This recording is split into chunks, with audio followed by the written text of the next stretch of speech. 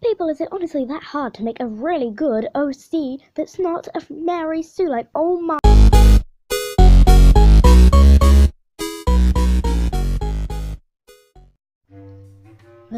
Tell me why I torture myself to do this.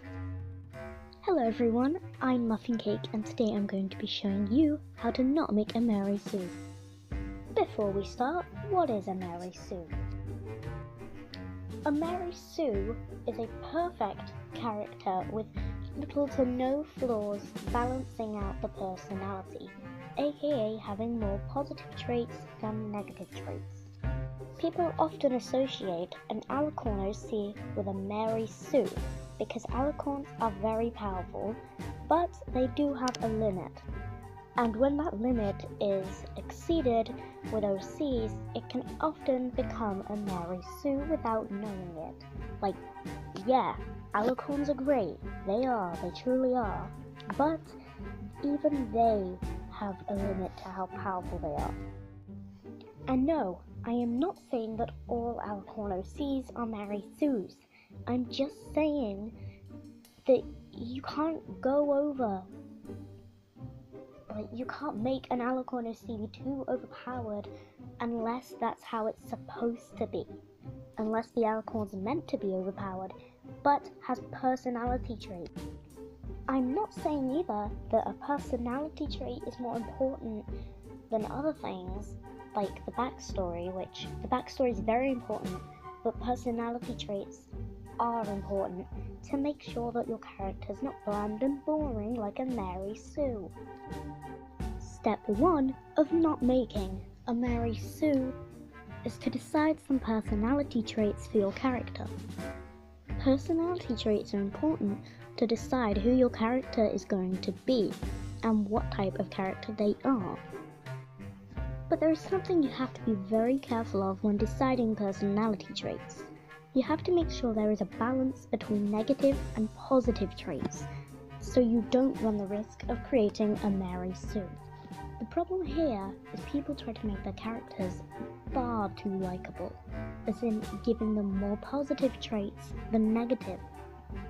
I think many people want their character to be likable, so give them more positive traits. But the more positive traits you give them, the more boring your character could potentially be, and you could run the risk of making a Mary Sue. I am not saying that you have to give your character a lot of negative traits, but you should give them a fair amount, because if you give them way too many positive traits, they can become very boring characters. Step 2. I'd recommend creating your character's look next, because you can create a cool name from how they look. For example, which one of these two ponies would you say is the Mary Sue? Well, I'd like to think most of you would go with the alicorn, because alicorn OCs are often Mary Sues, or often people think they're Mary Sues. But as a matter of fact, the Earth pony was actually the Mary Sue. Looks can be deceiving, people, so try to not make your OC look too much like a Mary Sue, and try to make sure that it doesn't look too much like not a Mary Sue.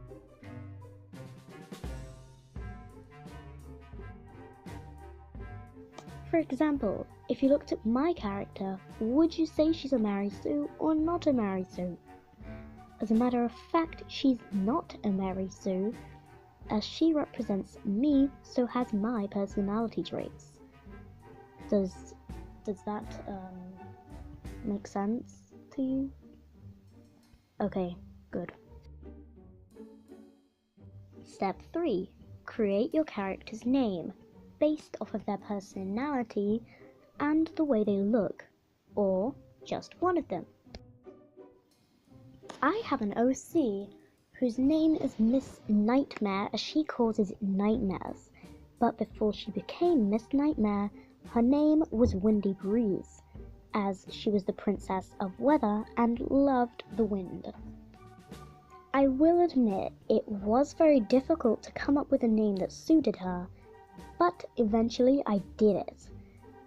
She she's always been the Princess of Wind, and she's always been a princess ever since I created her, which was when I was 9, quite a while ago.